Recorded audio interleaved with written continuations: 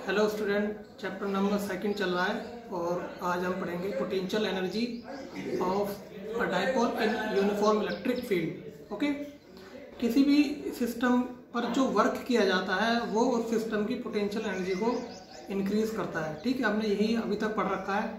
ठीक है, जहाँ पर कंजर्वेटिव फोर्स वर्क कर रहे हों और हम किसी भी सिस्टम पर वर्क करें तो वो वर्क उस सिस्टम की पोटेंशियल एनर्जी की फॉर्म में स्टोर हो जाता है। ठीक है, तो अगर मैं वर्क को कैलकुलेट कर लेता हूँ तो पोटेंशियल एनर्जी भी कैलकुलेट कर पाऊंगा। ओके, तो देखिए वर्क का फॉर्मूला क्या होता है।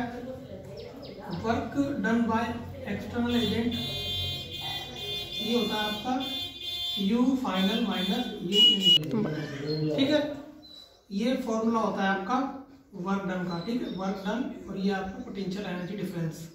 अगर मैं वर्क डन को कैलकुलेट कर पा रहा हूँ तो ये पोटेंशियल एनर्जी भी कैलकुलेट हो जाएगी। ठीक है, तो इसको हम इक्वेशन नंबर 1 एज्यूम कर लेते हैं। ओके, अब यहाँ पर आप देखिए यूनिफॉर्म इलेक्ट्रिक फील्ड प्रेजेंट है और इसमें एक डायपोल रखा हुआ है, ये रहा, और ये डायपोल मोमेंट है माइनस से प्लस चार्ज की तरफ। Okay, dipole moment electric field से θ1 एंगल पर इनिशियली रखा हुआ है। अब हमें ये देखना है कि वर्क हम किस तरीके से यहाँ पर कर रहे हैं, किस तरीके से वर्क हो रहा है। ओके, तो सिचुएशन को समझिए। डायपोल रखा है, इलेक्ट्रिक फील्ड से डायपोल मोमेंट θ1 एंगल बना के रखा हुआ है। ओके, अब होगा क्या, इस पॉजिटिव चार्ज पर ये इलेक्ट्रिक फील्ड इस डायरेक्शन में इलेक्ट्रोस्टैटिक फोर्स लगाएगा क्योंकि इलेक्ट्रिक फील्ड प्लस से माइनस की तरफ होता है। ओके, तो इस प्लस चार्ज पर इलेक्ट्रोस्टैटिक फोर्स इस डायरेक्शन में लगेगा। ओके, माइनस क्यू चार्ज पर इलेक्ट्रोस्टैटिक फोर्स इस डायरेक्शन में लगेगा। ठीक है, क्योंकि ये प्लस इस माइनस को इस डायरेक्शन में अट्रैक्ट करेगा। तो नेट फोर्स कितना लग रहा है यहाँ पर? नेट फोर्स लग रहा है आपका 0।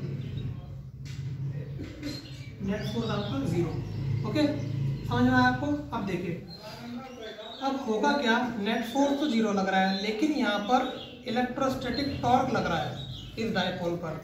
ठीक है, टॉर्क इस डायपोल को इस तरह से रोटेट करने की कोशिश कर रहा है। ओके, ये फोर्स इस डायरेक्शन में लग रहा है, ये फोर्स इस डायरेक्शन में, तो ये डायपोल इस तरीके से रोटेट होने की कोशिश कर रहा है। किसकी वजह से? टॉर्क लगने की वजह से। टॉर्क कौन लगा रहा है? ये फील्ड टॉर्क लगा रहा है, यानी इलेक्ट्रोस्टैटिक टॉर्क लग रहा है इस डायपोल पर इस डायरेक्शन में, टाउ इलेक्ट्रोस्टैटिक। ओके, अब वर्क हमें कैलकुलेट करना है एक्सटर्नल एजेंट के द्वारा। तो मुझे क्या करना पड़ेगा, इसको θ1 एंगल से θ2 एंगल तक रोटेट करने में वर्क करना पड़ेगा। क्यों करना पड़ेगा?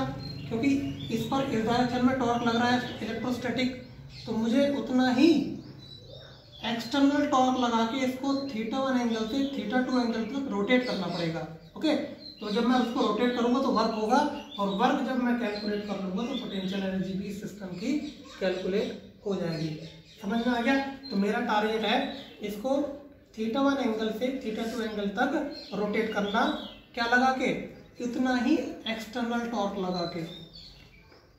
ठीक है, ये रहा आपका टाउ एक्सटर्नल, इतना ही मुझे, इतनी ही वैल्यू का एक्सटर्नल टॉर्क लगाना पड़ेगा इस डायरेक्शन में, तभी तो वर्क होगा। ओके, ये रही आपकी सिचुएशन पूरी जो मैंने एक्सप्लेन की है। इनिशियली डायपोल आपका θ1 एंगल बना के रखा हुआ है इलेक्ट्रिक फील्ड से। डायपोल मोमेंट और इलेक्ट्रिक फील्ड के बीच का एंगल θ1 इनिशियली है। अब मैंने क्या किया, इसको एक्सटर्नल टॉर्क लगाया इस पर। ठीक है, ये टॉर्क लगाया मैंने इस पर, θ1 से ये रोटेट हो गया है कहाँ तक? θ2 एंगल तक। फाइनली आपका डायपोल कहाँ पहुँचा? यहाँ पर पहुँच गया है। ठीक है, तो टॉर्क लगाया मैंने टाउ एक्सटर्नल, और जो आपका एंगुलर डिस्प्लेसमेंट हो रहा है, एंगुलर डिस्प्लेसमेंट वो भी इसी डायरेक्शन में हो रहा है। ठीक है, एंगुलर डिस्प्लेसमेंट की डायरेक्शन भी यही है, ये वाली डायरेक्शन आपकी एंगुलर डिस्प्लेसमेंट की होगी। ओके, तो वर्क डन का फॉर्मूला, जब रोटेशनल मोशन होता है तो क्या होता है, आप देखिए वर्क डन का फॉर्मूला होता है work done by external agent. External agent work जो करता है वही सिस्टम की पोटेंशियल एनर्जी की फॉर्म में स्टोर होता है, याद रखना। Work done by external agent हो जाएगा आपका, फोर्स नहीं होगा, फोर्स की जगह यहाँ पर आ जाएगा torque due to external agent dot angular displacement आपका कितना होता है, डी थीटा से इंडिकेट करते हैं, और ये आपका वेक्टर क्वांटिटी है। ठीक है, ये फॉर्मूला होता है आपका जब रोटेशनल मोशन हो रहा हो, फोर्स की जगह टॉर्क आ जाता है और डिस्प्लेसमेंट की जगह एंगुलर डिस्प्लेसमेंट आ जाता है। अब ये टॉर्क आपका जो लग रहा है, इलेक्ट्रोस्टैटिक टॉर्क जो लग रहा है इस डायपोल पर, वो वेरी कर रहा है। ठीक है ना, क्यों वेरी कर रहा है, क्योंकि टॉर्क का फॉर्मूला होता है आपका torque is equal to PE sine theta. ठीक है, पीई साइन थीटा, मैं क्या कर रहा हूँ, थीटा 1 से थीटा 2 रोटेट कर रहा हूँ, तो ये जो टॉर्क है ये भी एंगल के साथ में वेरी कर रहा है। तो ये वाला फॉर्मूला तो तब लगता है जब ये कांस्टेंट हो, लेकिन ये अब टॉर्क वेरी कर रहा है, तो हम क्या करेंगे, इसका इंटीग्रेशन करेंगे थीटा 1 एंगल से थीटा 2 एंगल तक, क्योंकि टॉर्क वेरी कर रहा है जब हम इसको थीटा 1 से थीटा 2 तक रोटेट कर रहे हैं। ओके, समझ में आया इंटीग्रेशन क्यों करते हैं। अब इस इक्वेशन से work done by external agent calculate हो जाएगा, तब हम इसकी पोटेंशियल एनर्जी भी फाइंड कर पाएंगे। ओके, फाइंड करिए, integration theta 1 to theta 2। Torque का फॉर्मूला कितना होता है, टॉर्क देखो जितना इलेक्ट्रोस्टैटिक टॉर्क है उतना ही एक्सटर्नल टॉर्क है आपका, तो tau E is equal to tau external, ये दोनों इक्वल होंगे आपके, याद रखेंगे। तो ये हो जाएगा आपका पीई, देखो दोनों के बीच का एंगल 0 है, यहाँ पर दोनों की डायरेक्शन सेम है, तो यहाँ पर cos 0 हो जाएगा। जब इसको आप ओपन करेंगे तो ये हो जाएगा tau external D theta cos 0, cos 0 1 होता है, इसको हम हटा दे रहे हैं यहीं पे। ओके, चलिए, तो ये हो जाएगा हमारा थीटा 1 टू थीटा 2। टॉर्क की वैल्यू यहाँ से उठा के पुट करिए यहाँ पर, PE sine theta D theta. Okay, चलिए, ये हो जाएगा आपका थीटा 1 टू थीटा 2। देखो P डायपोल मोमेंट है, E इलेक्ट्रिक फील्ड, दोनों कांस्टेंट है, तो ये आपके बाहर आ जाएंगे। तो मैं बाहर लिख ले रहा हूँ, PE इंटीग्रेशन होगा सिर्फ साइन थीटा का डी थीटा के रेस्पेक्ट में। ओके, ये वर्क डन है आपका एक्सटर्नल एजेंट द्वारा। चलिए, अब इसको मैं थोड़ा सा यहाँ रफ कर दे रहा हूँ। चलिए, ये आपका हो जाएगा W external is equal to PE sine theta का जो इंटीग्रेशन होता है वो होता है माइनस कॉस थीटा। बायो वाले स्टूडेंट इसको याद रखेंगे, minus cos theta, limit theta 1 से थीटा 2 तक। ठीक है, थीटा 1 से थीटा 2 तक रोटेट किया गया है। चलिए, इस माइनस को बाहर ले लेते हैं, माइनस पीई, एक बार अपर लिमिट पुट करेंगे थीटा की जगह और एक बार माइनस लगा के बीच में lower limit, cos theta 2 minus cos theta 1। ठीक है, ये हो जाएगा आपका, देखो माइनस को बाहर ले रहे हैं तो माइनस माइनस प्लस हो जाएगा, तो ये हो जाएगा आपका PE cos theta 1 minus cos theta 2। ये एक्सटर्नल एजेंट वर्क कर रहा है इतना डायपोल को रोटेट करने में। ठीक है, चलिए यहाँ पर करते हैं इसको।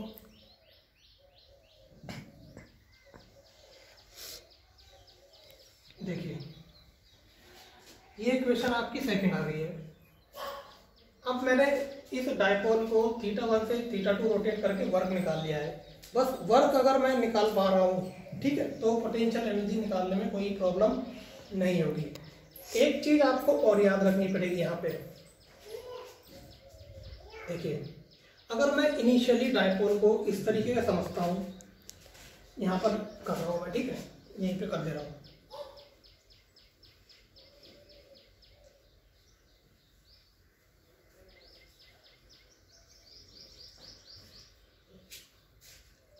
ये रहा एक्सटर्नल फील्ड, और डायपोल को अगर मैं इनिशियली इस पोजीशन में एज्यूम कर रहा हूँ, ठीक है, ये इस तरीके से माइनस क्यू और ये प्लस क्यू, डायपोल मोमेंट ये हो जाएगा माइनस से प्लस की तरफ, और ये आपका दोनों के बीच का एंगल θ1 हो जाएगा 90 डिग्री। ठीक है। अगर मैं इनिशियली इस पोजीशन में डायपोल को रखता हूँ तो इसकी यहाँ पर जो पोटेंशियल एनर्जी होगी इनिशियली वो क्या होगी, आपकी 0 होगी। ये पॉइंट समझना बहुत ज़रूरी है। फॉर एग्जांपल इनिशियली डायपोल ऐसे रखा था, फिर उसको मैंने यहाँ से आगे रोटेट किया θ1 से θ2, यानी 90 से θ2 एंगल तक रोटेट किया। तो इनिशियली जो यहाँ पर ये सिस्टम रखा है, डायपोल रखा है, इसकी पोटेंशियल एनर्जी 0 होगी। क्यों होगी? क्योंकि वर्क नहीं करना पड़ेगा मुझे डायपोल को इस पोजीशन में रखने के लिए। क्यों? क्योंकि वर्क देखिए कैसे नहीं करना पड़ेगा। इन दोनों पॉइंट पर, यहाँ पर दोनों पॉइंट पर पोटेंशियल सेम होगा, V और V होगा। ठीक है, दोनों पॉइंट पर पोटेंशियल सेम होगा। बात समझ में आ गई आपको? तो फॉर एग्जांपल सबसे पहले इस पॉइंट पर मैंने ये प्लस चार्ज रखा, तो वर्क करना पड़ेगा आपको प्लस QV, इस प्लस को इस पोटेंशियल वाले पॉइंट पर रखने के लिए। अब मैंने माइनस वाले चार्ज को, माइनस Q चार्ज को इस पॉइंट पर रखा, पोटेंशियल कितना है V, तो वर्क कितना करना पड़ेगा, वर्क करना पड़ेगा माइनस QV। तो इस पूरे डायपोल को यहाँ पर रखा गया है, तो टोटल वर्क कितना करना पड़ा, टोटल वर्क करना पड़ा मुझे प्लस QV माइनस QV। ठीक है, तो टोटल वर्क करना पड़ रहा है 0। तो जब मैं डायपोल को इस पोजीशन में रखूंगा, तो जब कोई वर्क ही नहीं करना पड़ा है, कोई वर्क हुआ ही नहीं है, तो इनिशियल पोटेंशियल एनर्जी हम क्या अज्यूम करके चलेंगे, 0। ये एक मेन पॉइंट है, याद रखना है। ओके, तो इनिशियल पोटेंशियल एनर्जी क्या है डायपोल की, 0। तो यहाँ पर मैं इनिशियल की जगह क्या पुट कर सकता हूँ, इक्वेशन नंबर 1 में 0। तो ये हो जाएगा आपका work done by external agent is equal to U final minus U initial, और इनिशियल की जगह क्या पुट करेंगे हम, 0। ये 0 हो जाएगा आपका। ठीक है, तो ये आपका U फाइनल आ जाएगा, work done by external agent. और एक्सटर्नल एजेंट ने कितना वर्क किया, PE cos θ1 minus cos θ2, PE cos θ1 minus cos, इसको इस तरीके से लिख ले रहे हैं, PE cos θ1 minus cos θ2। Okay, तो अब यहाँ पर देखिए आप इस इक्वेशन की हेल्प से, अब देखो मैंने इनिशियल एंगल 90 डिग्री लिया है, तो यहाँ पर जब हम 90 रखेंगे, यहाँ पर 90 रखेंगे, ओके, तो ये आपका आ जाएगा U final is equal to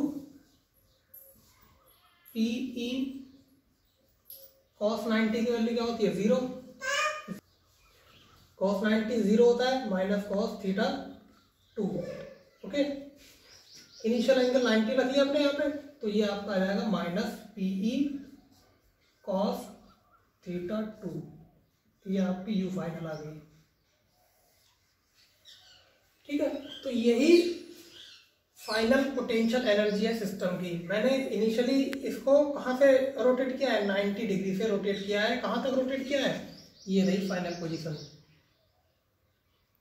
ठीक है, ये फाइनल पोजीशन है आपकी। ठीक है, ये वाली θ1 से θ2 तक, ये आपका प्लस Q, और ये मैं यहाँ पर लिख दे रहा हूँ minus Q, minus Q। Okay, U initial है 0।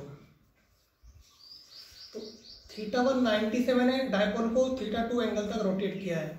ओके, फाइनल पोजीशन आपका ये आ गया है डायपोल का। इनिशियल ये वाला पोजीशन है, तो इनिशियल पोटेंशियल एनर्जी 0 हो गई। फाइनल अब कितनी हुई है, तो जो वर्क किया गया है वही वर्क इस सिस्टम की पोटेंशियल एनर्जी होगी। ठीक है, तो यहाँ से डेफिनेशन क्या बन सकती है, work done to rotate dipole from 90 degree to θ2 angle is known as potential energy of system. ठीक है, तो यहाँ से डेफिनेशन क्या बनेगी, work done by external agent to rotate dipole from 90 degree to θ2 angle is called potential energy of system. ये रहा आपका फॉर्मूला। ओके, कोई प्रॉब्लम इसमें? तो ये आपका फॉर्मूला पोटेंशियल एनर्जी डिफरेंस का है, ये फॉर्मूला है पोटेंशियल एनर्जी का, और ये है आपका वर्क डन, ये वर्क डन है। ठीक है, तो एग्जाम में कभी कभी पूछा जाता है डायपोल को θ1 एंगल से θ2, 90 नहीं, वो कुछ भी कह देगा, θ1 से θ2 रोटेट करने में कितना वर्क करना पड़ेगा एक्सटर्नल एजेंट को, तो आप ये लगाएंगे। अगर वो ये कहे कि सिस्टम की पोटेंशियल एनर्जी बताइए 60 डिग्री एंगल पे, तो आप ये वाला फॉर्मूला लगाएंगे। ठीक है, बात समझ में आ गई आपको? अब यहाँ पर दो केसेस आते हैं, बहुत इंपॉर्टेंट केसेस हैं, उनको आप समझिए। देखिए, तो इन दो सिचुएशन को स्टडी करना है। ये सिचुएशन क्या है? ये फर्स्ट सिचुएशन है potential energy of dipole in stable equilibrium. Okay, यहाँ पर लिख दे रहे हैं बस एक ही बार, in stable equilibrium first point, और सेकंड अनस्टेबल इक्विलिब्रियम। ठीक है, स्टेबल इक्विलिब्रियम और अनस्टेबल इक्विलिब्रियम, ये दो कंडीशन पढ़नी है हमें। इन दोनों कंडीशन में सिस्टम की पोटेंशियल एनर्जी कितनी होगी ये फाइंड करना है। किस पोजीशन में सिस्टम की पोटेंशियल एनर्जी मैक्सिमम होगी, किस पोजीशन में सिस्टम की पोटेंशियल एनर्जी मिनिमम होगी। ठीक है, फॉर एग्जांपल इनिशियली डायपोल को ऐसे एज्यूम किया जा रहा है, ये हमें एज्यूम करना है इनिशियली डायपोल आपका इस तरीके से रखा है, यानी डायपोल मोमेंट और इलेक्ट्रिक फील्ड के बीच का एंगल 90 डिग्री का है। अब अगर मैं इसको फ्री छोड़ दूं तो होगा क्या? ये इस तरीके से रोटेट कर जाएगा, इस तरीके से। क्यों? क्योंकि फील्ड प्लस से माइनस की तरफ होता है, तो ये प्लस इसको इधर अट्रैक्ट करेगा और ये माइनस इस प्लस को इधर अट्रैक्ट करेगा, तो डायपोल ऑटोमेटिकली अपने आप ही ऐसी इस पोजीशन में आ जाएगा, और यही पोजीशन होती है आपकी स्टेबल इक्विलिब्रियम। ठीक है, अगर मैं इसको फ्री छोड़ दूं तो जिस पोजीशन में सिस्टम अपने आप आ जाता है वो उसकी स्टेबल इक्विलिब्रियम की पोजीशन होती है। तो इस पोजीशन में इसकी पोटेंशियल एनर्जी कितनी होगी, इसको हमें कैलकुलेट करना है। ओके, तो क्या, अब एक बात बताइए, ये अपने आप ही तो ऐसे रोटेट होके गया है, तो जो पोटेंशियल एनर्जी होगी यहीं से क्लियर है पोटेंशियल एनर्जी निगेटिव होगी, क्योंकि इसने खुद वर्क किया है, एक्सटर्नल एजेंट को वर्क नहीं करना पड़ा है। ओके, फॉर्मूला क्या हमने भी स्टडी किया था, U final is equal to minus PE cos θ2, इस फॉर्मूले से कैलकुलेट कर लेते हैं। ठीक है, तो θ2 कितना हो गया है? डायपोल मोमेंट और इलेक्ट्रिक फील्ड के बीच का एंगल है आपका θ2, तो दोनों के बीच का एंगल यहाँ पर आप देख रहे हैं, दोनों के बीच का एंगल है 0 डिग्री, दोनों पैरेलल है। ठीक है, यानी P is parallel to electric field, तो यहाँ पर हम क्या रख देंगे 0 डिग्री। cos 0 की वैल्यू होती है 1, तो पोटेंशियल एनर्जी नेगेटिव आ जाएगी। ठीक है, इसका मतलब क्या हुआ कि इसने सिस्टम ने इसको खुद ही रोटेट किया है। ठीक है, एक्सटर्नल एजेंट को रोटेट नहीं करना पड़ा है, सिस्टम ने इसको खुद वर्क किया है, सिस्टम ने खुद वर्क किया है इस पर, इसीलिए इसकी पोटेंशियल एनर्जी होगी नेगेटिव मिनिमम। स्टेबल में पोटेंशियल एनर्जी मिनिमम होती है, नेगेटिव होती है। अब अनस्टेबल इक्विलिब्रियम क्या होता है? इनिशियली डायपोल इस पोजीशन में रखा है। ठीक है, डायपोल मोमेंट और इलेक्ट्रिक फील्ड 90 डिग्री पर है। अब मुझे इसको इस पोजीशन में रखना है कि इलेक्ट्रिक फील्ड और डायपोल मोमेंट एक दूसरे के क्या रहे? अपोजिट रहे। ठीक है, तो यहाँ पर मैक्सिमम वर्क करना पड़ेगा, यहाँ पर इस डायपोल की मैक्सिमम पोटेंशियल एनर्जी होगी। क्यों? क्योंकि P और E के बीच का एंगल कितना है? P और E के बीच का एंगल है आपका 180 डिग्री।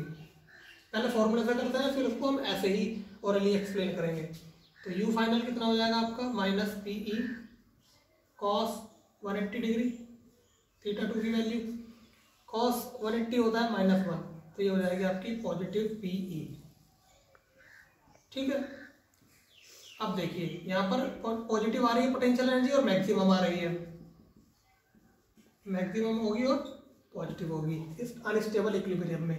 अब देखिए हुआ क्या, इस पोजीशन में ये अपने आप नहीं आएगा, एक्सटर्नल एजेंट को वर्क करना पड़ेगा। ठीक है, क्यों? क्योंकि आप देखिए ये ऐसा रखा हुआ है और किस पोजीशन में जाने की कोशिश कर रहा है? इस वाली पोजीशन में, स्टेबल वाली पोजीशन में जाने की कोशिश कर रहा है, ऐसे इस तरीके से ये ऐसे जाने की कोशिश कर रहा है। अब मुझे क्या करना पड़ रहा है? इसको एक्सटर्नल टॉर्क लगा के, एक्सटर्नल एजेंट को टॉर्क लगा के उतना ही इसको इस पोजीशन में लाने की कोशिश कर रहा हूँ मैं। तो मुझे वर्क करना पड़ रहा है यहाँ पर इस पोजीशन में रखने के लिए डायपोल को वर्क करना पड़ रहा है। तो वर्क जब एक्सटर्नल एजेंट करे हमेशा पोटेंशियल एनर्जी पॉजिटिव होगी या वर्क उस टाइम पर पॉजिटिव होगा जब भी एक्सटर्नल एजेंट वर्क करे। ठीक है, यहाँ पर सिस्टम खुद कर रहा है इसीलिए यहाँ पर पोटेंशियल एनर्जी मैक्सिमम होगी और पॉजिटिव होगी अनस्टेबल इक्विलिब्रियम में। दोनों पॉइंट समझ में आ गए आपको? Okay student.